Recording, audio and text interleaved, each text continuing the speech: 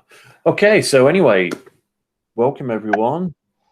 Just myself and Brian today. We'll get Suzanne back for another day, I'm sure. Yep. And we're going to reveal the answer and the winner for challenge number 2 of the 12 days of FME. Awesome. Yay. Okay, so you should see we've got a photo of some lizards. Whew. And the idea was to count how many lizards there were, so we know how many lizards are coming for dinner. So starting in the top left, we've got 1 there. That's obvious. You see that small one in there? He's hiding very. I'm sort of waving my mouse over it there. Oh, wow. I did not see that one, Mark. Hidden That's in amazing. the tree. So that's 2. The big one is 3. There should be 1 up on the cloud. Oh, what's he That's doing up there? 4. I guess he's cloud computing or something. 5 is the yoga lizard, doing yoga on his lily pond. 6 is going for a walk. 7 is peeking out from the bank. And 8 is over here going for another walk. There's 9 is another one that's peeking out from behind a cloud. 10 is just behind the trees, looking through the trees. Yep. Hopefully you can see that there. That's 10. I can see that one. You got to look for that right kind of green in a sea of green. Quite tricky. 11 there. That's 12. We have 13 is the one behind the bank waving his hand at us, if you can see that. 13, did I say 14? Did I get that right? Oh, I lost count. Yeah, you're at 14. I think I've lost count, or I've missed one out somewhere, because I know how many there are. So this one is 16 anyway, the guy behind the lily pond there. And there is 1 more. I don't know if you can see him, but he's very well hidden. Oh, wow. He's like in a cave back there. Yeah, and he's in the shadow, so he was a little bit darker. So that was the total. So that is 17. And I'll share this picture out later, which shows you where they all are with the numbers on, so you can find them. But yeah, 17 on there.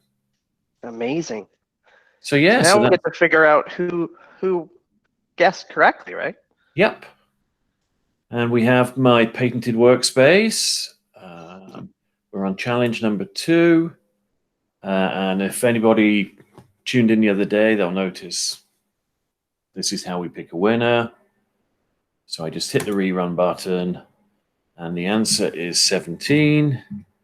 And the closing date was midnight last night, just so we can filter out anyone who was unfortunately a bit late. And I noticed, Brian, that a lot of people were 1 short. A lot of people said 16, and the answer was 17. So I suspect they missed one of those key lizards, maybe that hidden one. Yeah, the one. There's a few there that are very tricky, Mark. And yeah, so 68 entries, 45 incorrect answers there. So people were saying, well, 222, that was my just test entry for this. That would be a lot. It would, yes. So 15, 13, 6. I think 6 was on the short side. 16. Most people that got it wrong went for 16, I think. When the answer was 17. Some person said 18, so they found a lizard that I didn't have on there. Quite impressive. So 13 correct answers. And the winner, who will win a huge prize pack of FME swag. Drum roll. Yeli Dzwef, if I've not mangled that name too badly. So congratulations. I think I know this person. I think we might have met at the so certainly online. So congrats, Yeli. That's exciting. Good job. Yeah, we'll send you that package off soon. And just as before, I picked a couple of runners up, just so you could say, hey, I was a runner up. You don't really get any big prize for this, but you get a mention. And Tom Farrington and Joanna Hobbins. Oh, wow. Good You're job. the official runners-up. So Tom's in Yeah, the well, UK, and Joanna's in Quebec, isn't she? I think so. Yeah. Yeah.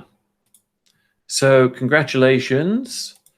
I'm just going to save that workspace because I'm going to open up the one I tried to solve the problem using FME, and I really couldn't get it to work very well. Have you ever tried doing image recognition, Brian? Yeah, a little bit. So I've used a lot of the Amazon Web Services before for different Okay. demos. Image recognition I've played around with, but I'm not an expert by any means. Yeah.